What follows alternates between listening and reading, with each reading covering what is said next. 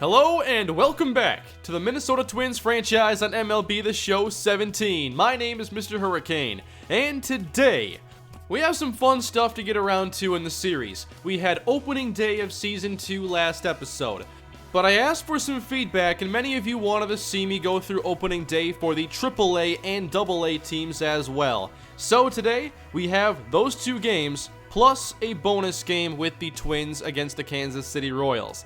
So this is a great chance to see the prospects that we have. I think our AAA roster is really intriguing.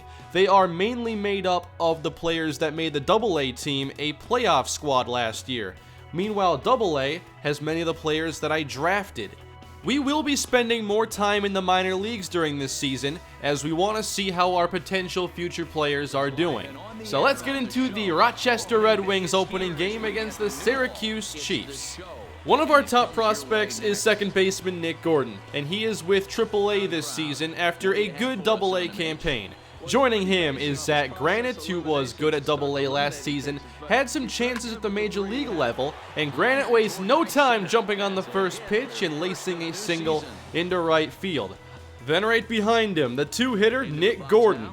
And on his first pitch, he pops one up behind third base and it bloops in nicely, and Granite with that great speed gets on to third. I would say Zach Granite is probably the closest position player at AAA to making it to the majors, and that will depend on how John Jay contributes, along with Daniel Palka. But I have high hopes for Zach Granite. He gets driven in there by Ben Polson, and now we turn things over to Yadier Alvarez, who led the team in spring training in K/9. But my main concern with him at the moment is just his control. He's a very good power pitcher, but he gives up too much hard contact and at times struggles to find the strike zone. So I think AAA is the perfect place for him to try and hone in on those necessary skills. Let's go on to the next inning, a single here from A-Ray Adrianza, who could also see some playing time at the major league level this season, and the 9-hitter veteran speedy outfielder Quentin Berry, sending this out to center, a lazy fly, and the inning is over. If you are looking for more left-handed hitting for our Major League roster, it's down here at AAA. Our 1 through 4 hitters are all pure lefties. Alvarez here with the 2-2 count has a line drive hit into right field, and this is enough for a double as the throw comes in a little offline. At the moment, his play is so hot and cold in the same game. You'll have innings where he is dominant and he finds the zone, his slider is right where it needs to be. And in other innings, you have these hard-hit doubles all over the place. And he gave up too many home runs in his time at the majors last season. I love to see him make the Major League roster this year, and we'll see if he can. When his slider is on point, it is so good. These AAA hitters can't handle it. Here's a 2-2 count slider. That's a good location, but a good take by the batter. Full count. There it is, down in the zone. Alvarez gets his strikeouts in the process. And we will sim ahead here, and you'll see that Nico Goodrum hits a 3-run blast, but Rochester not done here in the 4th, a home run from Zach Granite. And you get singles from Gordon and Ben Polson, bringing up Lamont Wade, a fan favorite in the comment section, and Wade delivers a base hit to center, and the Red Wings score their 6th run of the inning. Syracuse already had to get into their bullpen. Very nice start for the offense. And Alvarez was doing a nice job as well, but the hard hit contact is definitely concerning. When contact is made, bad things are happening. But check out this throw from Zach Granite. He has the home run, another hit, and now an outfield assist. 5th inning continues. There's the slider again from Yadier Alvarez, another swinging strikeout. Into the 6th inning. That's too easy. Nick Gordon takes it into the right center gap. He might not have the speed of his brother D, but he's still got some wheels as he rounds second and ends up with a triple. I think this Red Wing team can be very good this year. Let's go on to the 6th inning. Alvarez still in the game. With 2 down, he gives up another big fly ball into the left center gap, and this reaches the wall for another double. Thankfully, Syracuse wasn't very consistent, and Alvarez was still able to hold them to 1 run. There's a strikeout on the changeup. Lots of hard hits, lots of strikeouts, that's his game. First out of the bullpen, we went to the lefty, Tyler J., one of the players I'm looking forward to in this season.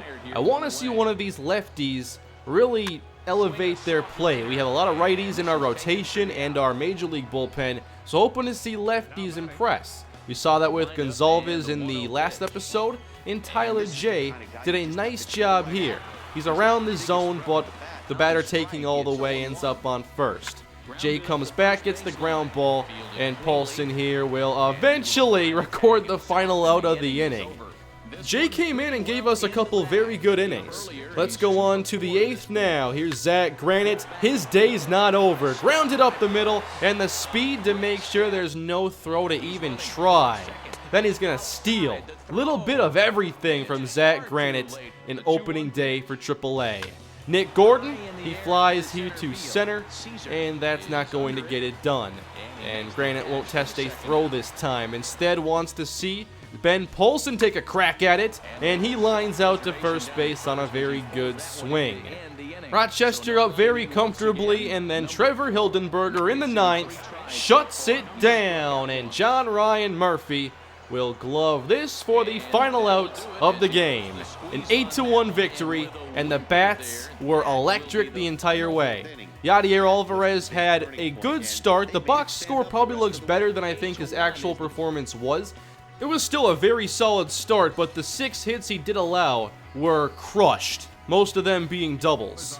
So he finishes with 6 innings, 6 hits allowed, just 1 run, 8 strikeouts, no walks. So control wasn't as bad as it's been in the past.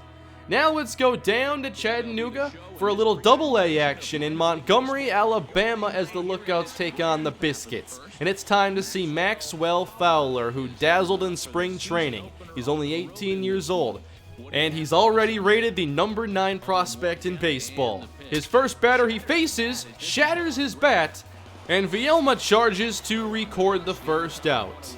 One of the big strengths already for Maxwell Fowler that we saw in spring training was that when hitters make contact, they make it pretty easy on the defense. He does not give up a lot of hard hit contact, and he does have some strikeout upside, as we saw against some good competition at spring training. I expect him to stand out here at AA. And to finish off the inning, Angel Vielma with another great defensive play. Very clean first inning of work. Now let's see some of these hitters, and there's one of the draft picks I've been very excited to see. Power hitting first baseman Willie Ordonez. And his first at-bat results in a pop-up.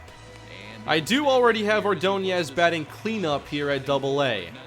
Batting 6th, we have the outfielder, another draft pick, Carlos Rodriguez. And his first at-bat, nice hit down the line. And he's got some speed, so he's not holding up at first. He is in safely with a double. Rodriguez from Colombia is 21 years old. He has good contact ratings, both in the low 60s, has good vision in the low 60s, and some power. However, it's his defense that needs the most work. Attempting to drive him in here is Lewin Diaz, who flies out to center field, so Rodriguez cannot come home. Let's go on to the 2nd inning. Maxwell Fowler continues after an 8-pitch first inning. Gets the weak grounder there to go foul. Then a sinker grazes the outside corner. His control has been impressive. Another foul here. And then some bad news. On his 13th pitch of the game, Maxwell Fowler hurts his back. He's trying to work through some stiffness. It's not a major injury, but his first start at AA had to end there. So Chris Anderson came into the game cold, and the results were about as you'd expect. Bases loaded almost immediately. Followed by a big fly out to center field. Back to the wall, and this is gone for a grand slam.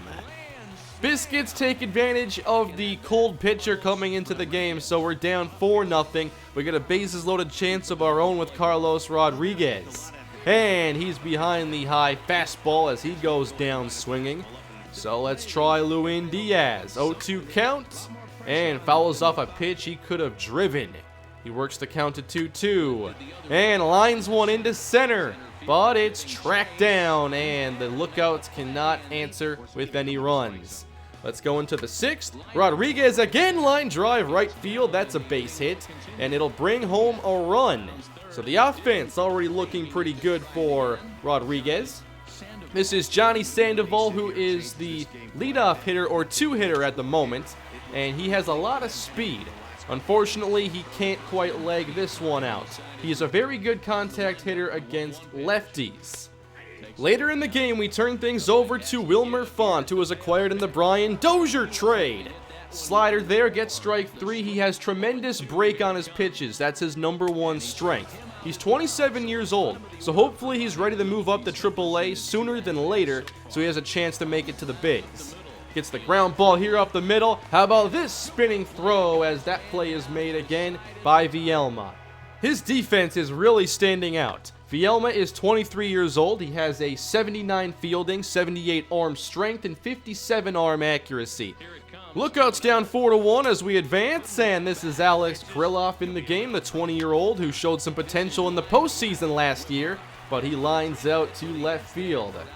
The Lookouts might not have as good of an offense as they did a year ago, but this is Willie Ordonez grounding one through the middle. The success of this team will largely depend on the draft picks that we brought in our first draft. Here's Sandy Bunty, who was our last draft pick, but one that we're all excited to see. 19 years old, has good velocity, pretty good break, and he gets the ground ball out here.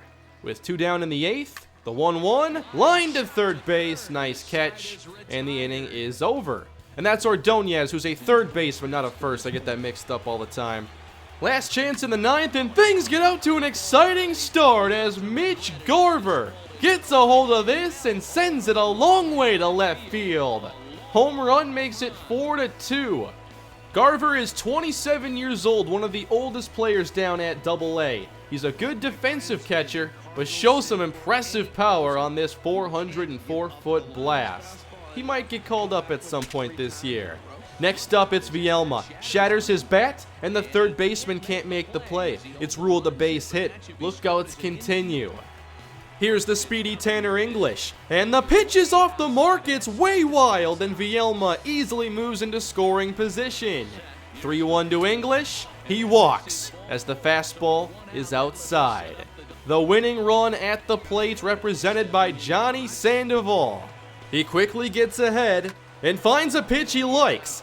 Fly ball right field, but it doesn't have the carry, and we won't test the throw. Lookouts down to their final out, but it's a batter you want up, Alex Kirilloff, as he jumps on a pitch high, sends it out to left center, but another lazy fly ends the game as the Biscuits score all their runs on that early grand slam. They win 4-2. We out-hit them 10-4, but still only managed 2 runs and lose the game.